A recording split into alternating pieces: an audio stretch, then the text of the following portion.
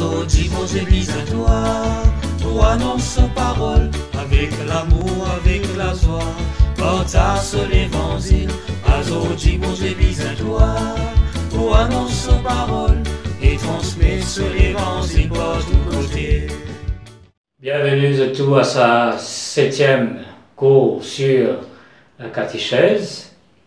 La fois dernière, nous avons la catéchèse à tout âge. Ça veut dire comment la parole de Dieu aujourd'hui, il rejoint chaque personne dans l'Église. Un enfant, un ado, un jeune et aussi un adulte. Et nous trouvons aussi quelle est la place de la parole de Dieu dans la catéchèse. Nous trouvons comment elle est au centre de tout. Que tout ce qui nous fait dans la catéchèse est centré sur la personne de Jésus-Christ. Donc aujourd'hui, nous regardons un petit peu dans la Bible la pédagogie de Dieu. Ça veut dire qu'il y a un moyen qui bon Dieu servi justement pour lui évangéliser, pour lui faire un message passer, pour dans cette invitation qu'il fait à l'homme pour rentrer dans ce plan d'amour. D'abord, nous pouvons essayer de guetter un petit peu dans l'Ancien Testament avec le livre de l'Exode, l'appel de Moïse. Quand mon Dieu t'appelle Moïse sur le mont Horeb, Moïse qui s'y gardait le troupeau de Jéthro, bon Dieu appelle lui dans le buisson ardent pour présenter son projet, et Moïse, bien sûr, pour demander mais comment il peut faire ça, il est un simple homme, et bon Dieu pour donner une parole d'assurance. Alors, dans cet appel de Moïse, d'abord, nous pouvons trouver que c'est Dieu qui prend l'initiative. Tout le long de ce parcours que nous pouvons faire avec ces quelques textes que nous pouvons prendre, nous pouvons trouver comment c'est Dieu qui prend l'initiative du dialogue avec l'homme. Et c'est par ça qu'il invite l'homme justement pour rentrer dans ce plan d'amour. Alors dans ce texte, nous trouvons que c'est Dieu qui prend l'initiative du dialogue. Il appelle Moïse au verset 4. Moïse, Moïse. Et Moïse pour répondre, me voici.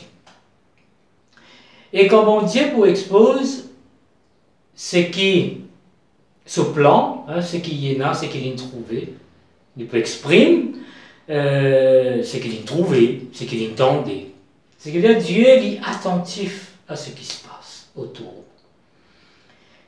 Il trouvait, il tendait et il pour préparer quelque chose. Et dans cette préparation qu'il est pour faire, il a besoin de l'homme pour qu'il soit capable d'accomplir son œuvre. Et pour qu'il ce plan accompli, il faut bousculer la vie de l'homme. Il faut bousculer l'habitude de l'homme. C'est ce qui va se passer avec Moïse. Moïse s'est marié. Et voilà qui bon Dieu appelle lui. Et ça pour bousculer sur la vie. Sur une habitude, sur rythme de vie. Et bon Dieu propose à lui, mais bon Dieu peut envoyer lui avec une parole de confiance, une parole d'assurance. Je serai avec toi. Vous trouvez que quand Dieu lui prend l'initiative, cette initiative, il n'est pas pour laisser l'homme seul, mais qu'il est pour toujours avec lui.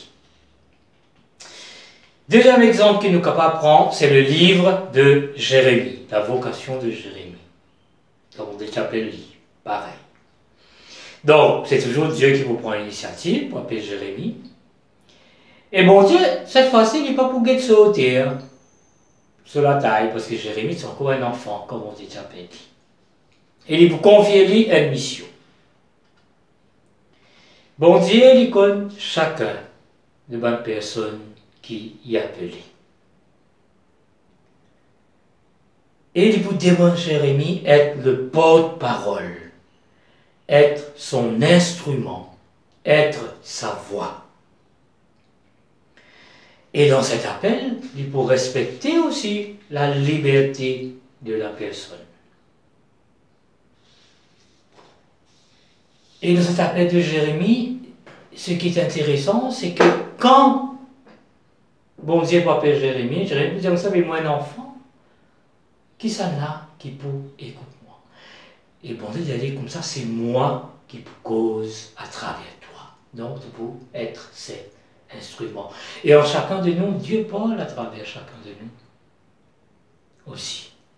Comment aujourd'hui nous appeler chacun de nous pour demander au Seigneur, mais fais-nous cet instrument qui lui servit pour accomplir son œuvre. Deux exemples, et il y a plusieurs exemples encore que nous apprenons dans l'Ancien Testament, mais ces deux exemples-là, c'est quelque chose qui est capable d'inviter nous justement pour rentrer dans ce plan d'amour de Dieu, de cet appel qui bon Dieu fait à chacun de nous, et qui chacun de nous librement nous appelé pour nous répondre. Dans le Nouveau Testament, nous prenons un exemple, le texte de Marc 4, versets 30 à 34.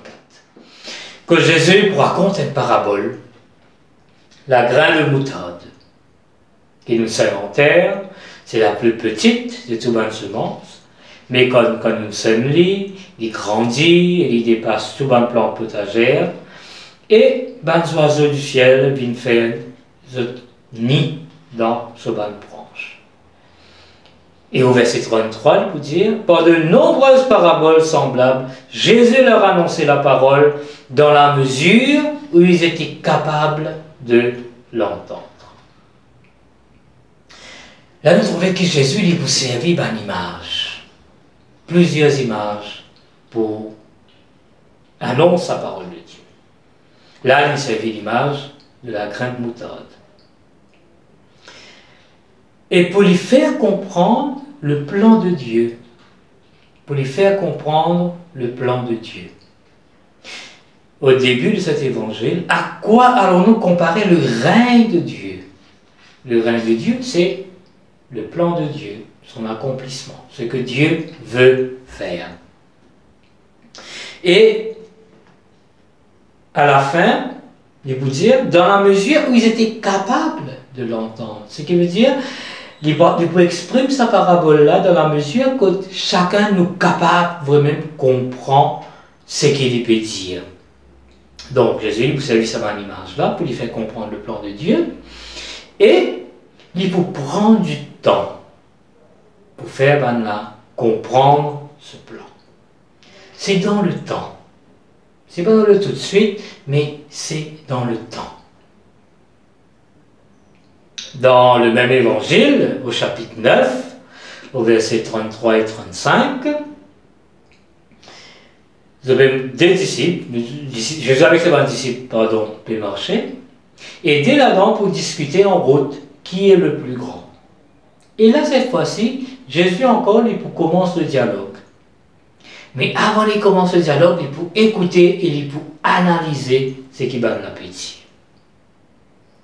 Et là, ensuite, il faut prendre l'exemple des enfants. Et là, il faut dire, si quelqu'un veut être le premier, qu'il soit le dernier de tous et le serviteur de tous. Avant qu'il enseigne, il faut prendre le temps d'abord, il faut écouter et il faut analyser. Qui se peut dire. Et c'est à partir de là qu'il peut enseigner. Et nous aussi, avant qu'il nous dise quelque chose, avant qu'il nous réponde, nous appeler d'abord pour écouter et nous analyser, comme le Christ. Dans l'évangile de Jean, au chapitre 8, versets 1 à 12, avec la femme adultère, nous connaissons cette histoire-là, comment un pharisien, un maître de la loi, met une femme devant Jésus, et devant Jésus pour juger cette femme. Et c'est là que Jésus il vous trace un signe sur le sol, et après il peut dire avec maintenant, celui d'entre vous qui n'a jamais péché, lui jette la première pierre. Alors, là Jésus il vous servit la pédagogie de l'amour, il vous servit une manière pour faire comprendre que Dieu ne juge pas, Dieu ne condamne pas, mais Dieu est amour. D'abord, nous trouvons que Jésus il garde le silence comme là, et dire que voilà, ça nous guère sa femme-là, en flagrant délit d'adultère, etc. Jésus pourrait être silencieux. Et quand il finit, Jésus porte un regard miséricordieux, sans jugement ni condamnation sur la femme. Et il commence ce dialogue avec la femme. Femme, où sont-ils? Qui t'a condamné? Et à partir de là, Jésus peut dire, moi non plus, je ne te condamne pas.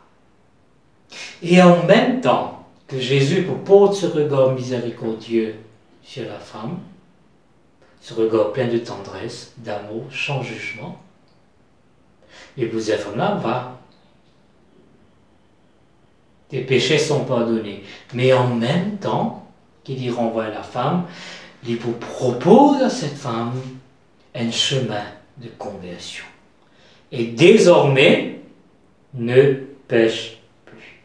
Ce qui veut dire Dieu, en même temps, il invite chacun de nous pour contempler ce visage miséricordieux, plein d'amour et de tendresse, mais en même temps aussi, il montre-nous un chemin d'espérance. Il propose-nous un chemin pour vivre cet amour que Dieu veut nous montrer à chacun de nous.